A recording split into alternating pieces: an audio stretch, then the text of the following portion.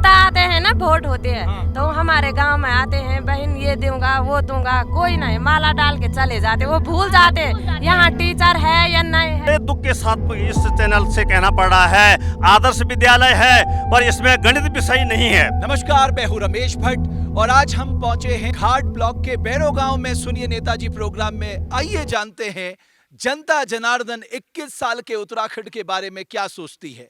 शिक्षा, स्वास्थ्य, पलायन और यहाँ की मूलभूत सुविधाओं को लेकर उनका क्या सोचना है। कितना बदला है ये बैरो गांव और कितनी सुविधाएं यहाँ पर हैं। वो क्या कुछ चाहते हैं आने वाले समय में यहाँ पर बदलाव हो और कैसे यहाँ पर पलायन रुके। इन सब पर बात करने के लिए बैरो गांव के काफी सारे लोग आज मेरे साथ यहाँ पर मौजूद हैं और मैं सबसे पहले बात करूंगा ताऊ जी से।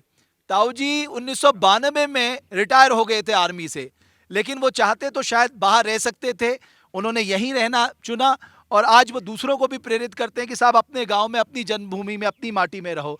तो 92 में आप रिटायर हुए तो आपने पलायन नहीं किया? पलायन नहीं किया। मैं पहले आर्मी में था और मेरा विचार ये है कि हम पहाड़ की संस्कृति को बचाने के लिए हम प्लान के, क्योंकि बाहर हमारे काफ़ी जगह मिल रही थी, सब चीज़ हो रहा था, पर मैंने एक उद्देश्य सोचा कि हम अपनी जन्मभूमि में जो हमारे देवी देवता, जो हमारी पुरानी संस्कृति है, जो हमारी धार्मिक संस्कृति है, वो लुप्त होती जा रही है। हम उसको जागृत करने के लिए हमारा विचार है कि हम इस देवभूमि में ही अपने गांव को, अपने सेवाओं पर डटे रहें, अपने गांव को जीवित बनाए रखें, जिससे कि हम एक प्रहरी के रूप में, हमने देश सेवा की है, यहाँ पर भी हम एक प्रहरी के रूप में हम पूरी जनता यहाँ पर हम रहें। मेरे बाहर जाए हुए भाई लोगों से भी निवेदन है कि आप लोग कृपा करके अपने घरों में आने की कोशिश करें, जिससे कि हम अपनी संस्कृति को फिर जागरूक कर सकें और हम अपने इस संस्कृति को बचा के। यहाँ से पलायन तो हुआ है।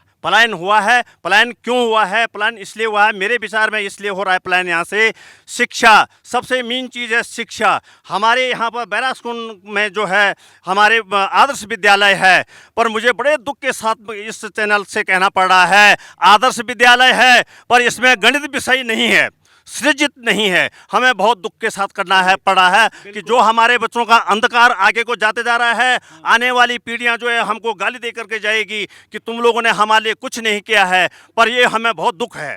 बिल्कुल। तो आपने देखा, विद्यालय आदर्श है लेकिन गणित का विषय नहीं है और बहुत ही लंबा संघर्ष। आपने कितने साल का संघर्ष है? ये 18 साल से हम लड़ रहे हैं, पर हमारे सब अनदेखी हो रही है। हमारे जितने भी क्षेत्र जो है प्रधान क्षेत्र पंचायत, जितने भी हमारे यहाँ के, हमारे कोशिश कर रहे हैं। हाँ, 5 ग्राम सभाएं हैं, हम पूरी कोशिश में लगे हुए हैं। देहरादून आदर्श विद्यालय में कितने बच्चे पढ़ते हैं? बच्चे यहाँ पर 350-400 बच्चे यहाँ पर हैं। आप मुझे कहने दीजिए, 400 बच्चे पढ़ते हैं, आदर्श विद्यालय नाम है, लेकिन गणित का विषय नहीं है। आप सोचिए, अगर गणित बच्चे नहीं पढ़ेंगे तो क्या उनका भविष्य होगा। आइए प्रधान जी, ये हमारे युवा प्रधान हैं यहाँ के। प्रधान जी, मुझे ये बताइए कि अगर यहाँ किसी की तबीयत खराब हो जाए तो हमारे पास यहाँ क्या सुविधा है? सर, अगर सुविधाओं की बात करी जाए तो जो वर्तमान सरकार है उनकी पहुंच, अगर मैं ग्राम पंचायत बैरों की बात करूं तो यह है विकासखंड घाट का सबसे सीमांत ग्राम पंचायत है। तो यहाँ पे सर अगर किसी की तबीयत ख़राब हो जाती है तो जो 108 जो सेवा है वो यहाँ पे नियमित रूप से आती है और उसमें कोई भी परेशानी नहीं होती है स्थानीय लोगों को। और जहाँ तक अभी ये गणित विषय की बात चल रही थी, काफ़ी लोगों को उन्होंने गणित विषय के बारे में कहा, तो मैं ये कहना चाहता हूँ कि अभी उक्त विषय के बारे में माननीय उत्तराखंड सरकार के संज्ञान में यह बात है और मैं बहुत बहुत धन्यवाद। आपको नहीं लगता ये 18 साल का संघर्ष कुछ ज़्यादा ही लंबा हो गया एक विषय के लिए, वो भी ज़रूरी विषय के लिए? पहले तो मैं यह कहना चाहता हूं कि जो राजकीय इंटरमीडिएट कॉलेज था, मैं उत्तराखंड सरकार को बहुत बहुत धन्यवाद देना चाहता हूं कि आप लोगों ने विकासखंड घाट में मात्र 2 आदर्श इंटरमीडिएट कॉलेज हैं। एक आदर्श इंटरमीडिएट कॉलेज बांसबगड़ है और एक आदर्श इंटरमीडिएट कॉलेज बैरासकुंड है। और हमें पूरा भरोसा है कि जो वर्तमान सरकार मिल जाएगा, बिल्कुल उसके लिए हम प्रयासरत हैं। और अगर जहाँ तक मैं पानी की बात करूँ तो मैं बहुत बहुत धन्यवाद देना चाहता हूँ माननीय मुख्यमंत्री महोदय जी को हमारे इस एक छोटे से गांव बैरासकुंड में 96 लाख की एक योजना उन्होंने घानाकर को टू बैरू योजना दी। और अगर आप अभी ग्राउंड लेवल पे देख सकते हैं कि नियमित रूप से यहाँ पे पानी आ रहा है। और अगर मैं यातायात की बात करूँ, ट्रांसपोर्टेशन इंफ्रास्ट्रक्चर की बात करूँ, तो आप लोग देख सकते हैं अगर आपको ग्राम पंचायत बैरू या शिवधाम बैरासकुंड में पहुँचना है तो पहले काफ़ी संकरी रोड होती थी, 1 से ज़्यादा दिन लग जाता था। अगर आप देख सकते हैं आपके, लेकिन कल मैं जिस रोड से आया हूँ ना प्रधान जी, भाई साहब बैग बता रहा हूँ अपनी जान हथेली में रख के आया हूँ सर। मैं गलत कह रहा हूँ? देखो प्रधान जी, जो बात है वो सच होनी चाहिए। मैं जान हथेली में रख के आया, मुझे लगा मैं वापस लौट जाऊं, वो तो मुझे लगता है कि ईश्वर की कृपा में यहाँ तक पहुँच गया। सर बिल्कुल रोड की काफी दिक्कत है। और उक्त मैं गलत कह रहा हूँ भाई साहब? सही बात है, सही बात है। रोड की स्थिति बहुत है नहीं है, डर लगता है नहीं लगता? काफी डर लगता है। मेरे साथ 2 युवा आगे मोटरसाइकिल से चल रहे तो बाल बचे। काफी दयनीय स्थिति है रोड की, सड़क की, सबसे पहले फर्स्ट में। अच्छा मुझे आप ये बताइए, आप मुझे मान लो अगर कोई बीमार होता है कहाँ जाना पड़ता है? गोपेश्वर। गोपेश्वर? यहाँ पर कोई पीएचसी नहीं है? नहीं, कुछ भी नहीं है। हॉस्पिटल प्राथमिक स्वास्थ्य केंद्र नहीं है? कुछ भी नहीं, थोड़ा बहुत खाली आयुर्वेदिक है, उसके बाद कुछ नहीं है। हमको बहुत समस्या आती है। अच्छा एक मिनट, हाँ बोलने दो। बहुत दिक्कत हाँ होती है। जब मैं डिलीवरी होती है तो यहाँ से संग जोत के ले जाते हैं। आज के दिन में अगर किसी को डिलीवरी करानी हो, रास्ते ऐसे हो, कैसे पहुँचे? कोई बात नहीं, आजकल तो गाड़ी है ना। जब सर्दी होती है तो बरसात के टाइम में बहुत दिक्कत होती है। रात को ले जाते हैं कंधे में कभी कभी। तो आप चाहती हैं कि यहाँ आसपास थोड़ा हॉस्पिटल हो? हॉस्पिटल थोड़ा आगे आ जाओ ना। हाँ यहाँ बताइए। हाँ सड़क अच्छी चाहिए, नालियाँ नहीं है यहाँ। कितना बरसात में बहुत दिक्कत होती है, ट्रांसपोर्ट होता है इधर से उधर गाड़ियों का। तो हमें हॉस्पिटल की दिक्कत है, सड़क की दिक्कत है। और यहाँ पर आपको लगता है कि जो लोग कह रहे हैं कि साहब गांव में रहना चाहिए, तो आप लोग क्या सोचते हैं? हम तो गाँव में है, हमको गाँव अच्छा लगता है। नहीं जाते हम बाहर। नहीं हमारा गांव बहुत अच्छा है। हॉस्पिटल जरूरत है, हॉस्पिटल की है। अच्छा ठीक है, अगर हॉस्पिटल आए तो दिक्कत फिर ठीक है। नहीं, हम जाएंगे नहीं बाहर। मुझे अच्छा लगा आपको देख के, ऐसे ही होना चाहिए। क्यों? जी हाँ, हाँ बताइए ना। हमें हॉस्पिटल चाहिए और सड़क अच्छी चाहिए। सड़क अच्छी चाहिए, हॉस्पिटल चाहिए। तो सड़क, शिक्षा और स्वास्थ्य, ये 3 बुनियादी मुद्दे। ऐसा नहीं है कि इसे सीमांत गांव में बहुत कुछ बदला है, सड़क भी आई है लेकिन उसकी हालत खस्ता है, तो जरूरत है उसको ठीक करने की। गलत कह रहा हूँ माता जी मैं? नहीं गलत नहीं। हाँ आप ठीक कह रहे हो। नहीं, आप मुझे बताओ, आप थोड़ा तो बताओ कि आप इतने बुजुर्ग हैं, इतना समय आपने देख लिया, क्या क्या आपको लगा? हमको तो अब पानी चाहिए, रोड चाहिए और हॉस्पिटल चाहिए, बस। और सबसे ज्यादा हॉस्पिटल, बस। अब नहीं बोल सकता। नहीं मुझे अच्छा लगा। मुझे तो अपनी आमा, मेरी जो दादी, उनको याद आ गई आप लोगों को देख के। हैं इतने बुजुर्ग लोग कहाँ मिलते हैं? आप जैसे बुजुर्ग लोगों की छत्र छाया गांव में बनी रहनी चाहिए। ठीक है, हम गांव में ठीक मानते हैं। हाँ गांव अच्छा है। अच्छा, दीदी बोली सब ठीक ठाक, सब दीदी बोली भल्ला। अव्वल से। चलो बहुत बढ़िया। अपने खेत हाँ आप कुछ कहना चाह रहे हैं?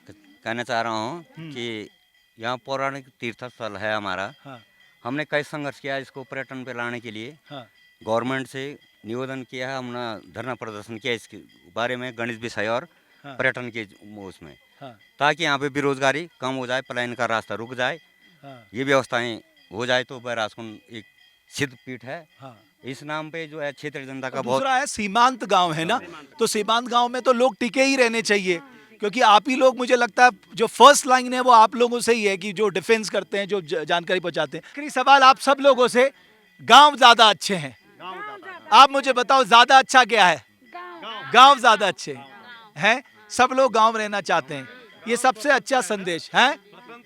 गांव स्वतंत्र है, सही कहा। बाहर तो हम बैठ नहीं सकते हैं, उठ नहीं सकते हैं, अपने गांव में स्वतंत्र जहाँ भी जाए, किसी के घर में भी जाए, स्वतंत्र से सुख सब साथ है, बिल्कुल है। खाना वाना भंडारा वगैरह सब साथ है, पूरा है, घर बड़ा, घर पूरा है, तो अपने गेट के अंदर रहना पड़ेगा, बाकी क्या? घर अच्छा ही है। तो गांव बड़े खुले हैं साहब। और गांव में जो आओ ताजी, आप भी बताओ ना, गांव क्यों अच्छे हैं सबसे? आप थोड़ा नीचे आओ मेरे साथ। ये क्या लेके आए हो आप? दूध है, दूध। क्यों घर में गाय वाय नहीं पाल लगी? अच्छा, मंदिर में। देखो ये पहाड़ की परंपरा है। जब गांव में पूजा होती है, इष्ट देवता की पूजा होती है, सब लोग अपने घर से दूध लेके चढ़ा के जाते हैं। ये हमारे पहाड़ की परंपरा है साहब, और ये परंपरा जो है वो सदा सदा बनी रहे, ये हम लोग यही चाहते हैं। माता जी आप मुझे बताइए, पहाड़ बहुत अच्छे हैं ना? हाँ, अच्छे हैं, शुद्ध पानी, शुद्ध हवा, शुद्ध सब सब्जी, साग सब्जी सब शुद्ध है। हम घरेलू वो खाते हैं, घर के साग सब्जी उगाते हैं, वो खाते हैं। मंडुआ, हाँ। अच्छा, घर मंडुआ, धान, सब कुछ, झंगोरा, हाँ। सब कुछ अपना उगाते, अपना आप खाते। शरीर लीजिए बहुत है भलचे ने। हाँ, अच्छे, शरीर अच्छा है हमारा, स्वस्थ। वाह। एक चीज मुझे बताइए, ज्यादातर लोगों ने कहा कि स्वास्थ्य की यहाँ जरूरी चाहिए। जरूरी चाहिए, हाँ। स्वास्थ्य जरूरी चाहिए। हाँ। जब स्वास्थ्य रहेगा तो सब कुछ होगा। हाँ। तब अच्छा, हवा पानी खाना अच्छा है तो फिर वैसे ही ठीक रहेगा आदमी। हेल्थ भी ठीक है। तो एक हॉस्पिटल, तो 3 मुद्दे। ये आप दूध, हाँ क्या बोला आपने? हम जब नेता आते हैं ना यहाँ, हम वो हमेशा बोलते हैं कि यहाँ स्कूल में टीचर नहीं है, हॉस्पिटल नहीं है। वो सुनते हैं, वहाँ जाके भूल जाते हैं। गले में फिर चले जाते भूल। एक बार दोबारा बताओ, क्या क्या कहा आपने? जब नेता आते हैं ना, वोट होते हैं, तो वो हमारे गांव में आते हैं, बहन ये दूंगा वो दूंगा, कोई नहीं, माला डाल के चले जाते, वो भूल जाते यहाँ टीचर है या नहीं है। यहाँ सही बात है। जैसे हमें डिलीवरी होती है ना, और हमको दूर ले जाने में दिक्कत आती, तो कई समय डिलीवरी रास्ते में हो जाती, तो वो रास्ते में हमको दिक्कत आती। चलिए, तो ये बुनियादी सुधार। हाँ हाँ माता जी, क्या? हाँ, मेरा आशीर्वाद ही दे दो। अच्छा रहे, अच्छा रहे। हाँ। गांव क्यों अच्छे हैं मुझे बताओ। हमारे गांव यही है, हाँ। यही है गांव। हम समस्या है, स्कूल की समस्या है, सब लोग यहाँ आने तक बोले कि हम देते ये देते हैं, वो देते हैं, यहाँ से चले जाते हैं, भूल जाते हैं। हॉस्पिटल जरूर चाहिए बेटा, जरूर चाहिए बेटा, हॉस्पिटल चाहिए। हमारे गांव में बहुत परेशानी है। हमारे स्कूल में टीचर चाहिए, हमारे बच्चे बाहर जा रहे हैं स्कूल पढ़ने, जब गाँव में स्कूल है, बाहर जाएंगे। वो तो बच्चे बाहर जा रहे हैं, कहाँ जाएंगे? नौकरी वाले तो बाहर जाएंगे, अब बेरोजगार कहाँ जाएंगे? यहीं तो रहेंगे। यानी उनका कहना है जिनके पास पैसा वो बाहर जा रहे हैं, और जो आइए प्रधान जी आपकी बात भी मैं ले लूं, बताइए। अच्छा सर, जैसे आपने सवाल करा कि आप बीजेपी से हैं। सर मेरा बीजेपी से ये नहीं है कि मैं बीजेपी का एक छोटा सा कार्यकर्ता हूँ। जो सरकार जनता की जनभावनाओं को देखते हुए जनता की हित की बात करेगी, अंत्योदय की बात करेगी। जैसे आप वर्तमान समय में देख सकते हैं कि ये बैरासकुंड बैरों गांव की भी बात करूं तो यहाँ पे प्रधानमंत्री अन्न कल्याण योजना के तहत सभी लोगों को जो है कि अनाज दिया जा रहा है। 5 लाख का तो नवंबर में बंद हो गया शायद वो। नहीं सर, अभी जारी है। अभी पिछली बार सब लोगों ने जो है कि अभी सब लोगों को अनाज वितरित किया गया था। और हम ये भी देख सकते हैं कि जो अभी सर आप देख सकते हैं कि कल्पना नहीं कर सकते कि बैरासकुंड जैसी सीमांत गांव में आप ये सारा देख सकते हैं। ये माननीय उत्तराखंड सरकार की देन है कि जहाँ पे हम लोग इस प्रांगण में खड़ा हैं, जो इसको भव्य और सुंदर बनाने का काम किया है। कुछ काम अच्छे भी हुए हैं, अच्छे को अच्छा बोलना चाहिए और बुरे को बुरा बोलना चाहिए। जरूर सही बात है, यहाँ पे वर्तमान समय में ट्रांसपोर्टेशन की दिक्कत है। जरूर गणित विषय का पद हमें सृजित होना चाहिए। उसके हम सरकार से भी और आप लोगों का भी बहुत बहुत तहे दिल से धन्यवाद देना चाहते हैं देवभूमि का, कि आप लोग हमारे बीच आए। और वैसे भी मीडिया लोकतंत्र का चौथा स्तंभ होता है, और जरूर आप हमारे बैरों के पूरे क्षेत्रवासियों की आवाज़, एक प्रखर आवाज़ को उत्तराखंड सरकार तक पहुंचाने का काम करेंगे। तो बहुत बहुत धन्यवाद आपका। तो आपने सुना हमारे बैरो गांव के जो बड़े बुजुर्ग थे, माताएं और जो हमारे लोग थे, युवा साथी थे, उन सब ने अपनी अपनी मांगें रखी हैं।